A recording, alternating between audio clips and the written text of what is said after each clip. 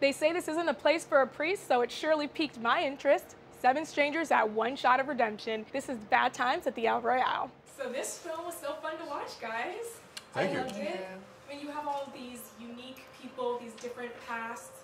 When you read something like this and get this sort of script, I imagine you don't get something like this often.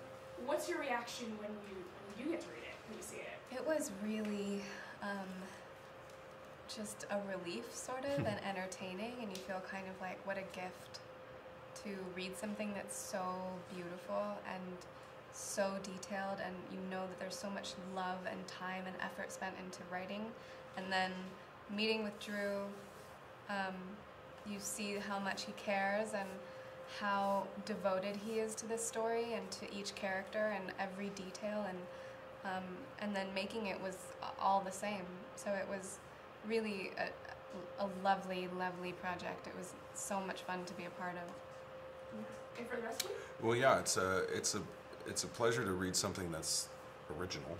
That's sort of the process of the fruit of somebody's imagination that isn't based on something else or a reboot of something else or what have you. It's just this original story that's super compelling, and Kayla described it when you read the script. It's a page turner. Like I want to know the end of the story, and I feel like the film is that as well. And those don't come around that much, especially at the studio level. Like, you're lucky if you can get one of those, even at an independent level, made.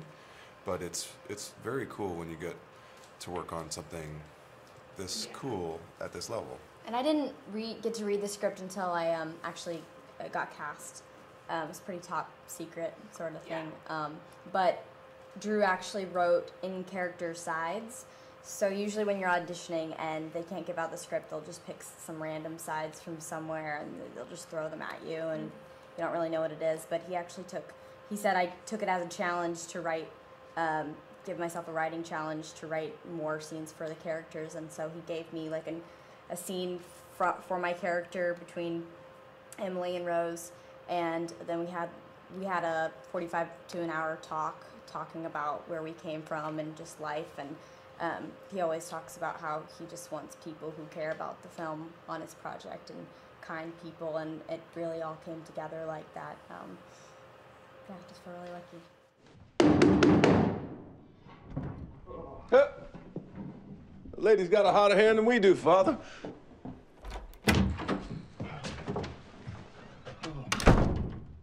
I am very sorry to keep you waiting. Damn, boy, where you been? Waiting in this lobby so long I could use a shave. What's wrong with you? I'm very sorry.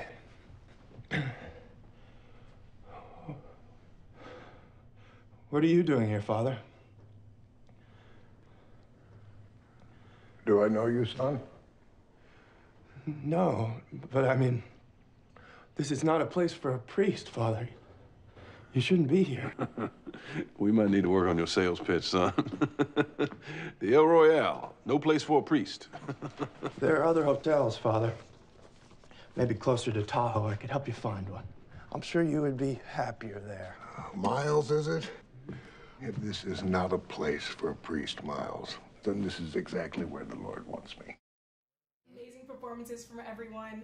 It's so unique and different. I know you've been in a ton of films, but for all of you, when you read something like this that's so different, what's your reaction? You know, what attracts you to the characters? Yoga, you know, it's a position that you're required to be in. And there's challenges to it, but it's a wonderful feeling. You know, to stretch into it. Yeah, to stretch into the character that you're given it, and each one of the characters presents a challenge for you. He speaks of yoga, and I want to like expand on that, because I feel like that is a practice which you have to keep working on, and you have to keep getting into. You have to keep learning from, and each of the characters has so many layers that you're sort of having to do that in real time as you're going. And you don't want to push it too hard. You want to just be in the right to hit the right sweet spot, so that each character doesn't feel like what's the word? Cartoon Caricature or- or yeah. something. Yeah, You want it to right. be bedded in reality. Yeah. So yeah. How about you, Lewis? Can you Yeah. expand a little for your character? I mean, yeah, just to expand on the yoga analogy, I mean, it is very much like you want to kind of find these stretches or these parts of yourself that you didn't know that you could go to. Yeah. And you're maybe not sure that you even can. And so that kind of doubt or like challenge is enticing. Yeah. And you know, Cynthia, I feel like you almost had an additional character. Your voice is so mesmerizing in the film. It's like a character in itself. What was it like to use your voice in a different film, in a different way? Because it actually sets this sort of mysterious tone throughout the entire thing. It was wonderful because Drew, it really is the mastermind behind picking the music that we use, and we spoke about how he wanted it to be and what he, you know, it was hard for me to make sure that I wasn't just singing it straight through, like using it as language. I guess the music is another character in the story, and I get to be the conduit for that. And it was really thrilling to be able to, I guess, tell almost two different stories, her story and the story itself with this music, which is kind of awesome. Yeah, that was pretty powerful. And you know, you're about to take on a huge role as Harriet Tubman. Yeah. And congratulations, Thank that's you. exciting for you. What does it really mean to take on such an iconic person in Black history, African American history and culture, and I mean, you know, being from the UK? It's scary and an honor, and I want to do everyone who sees it proud.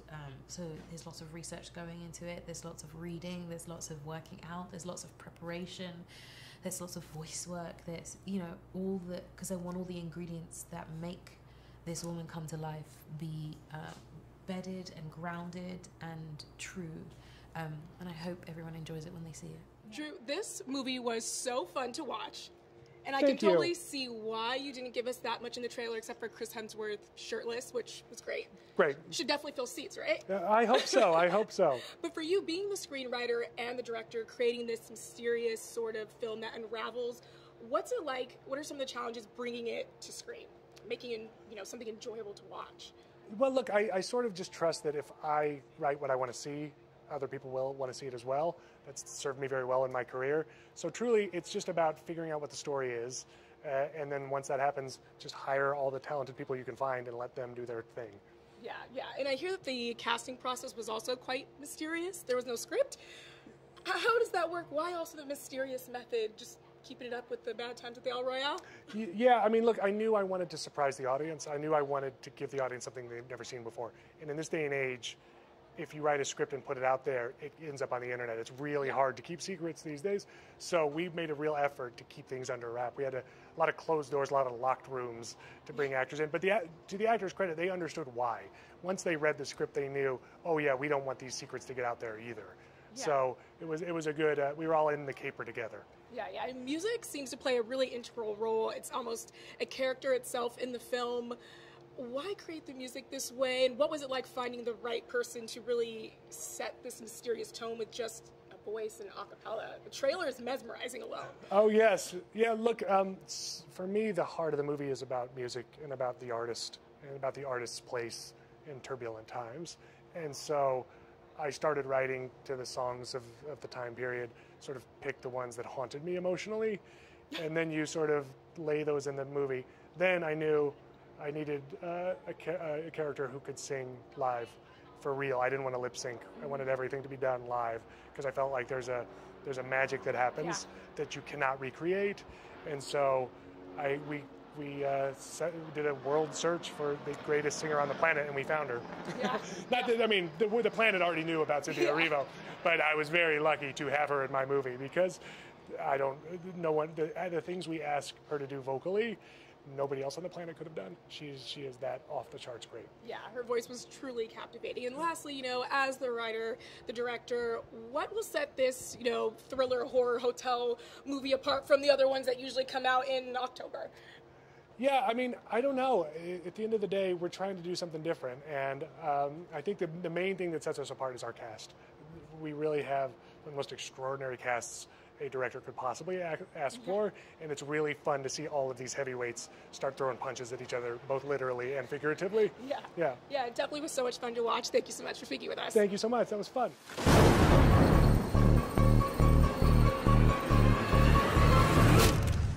I'm not really a priest. Yeah. No shit.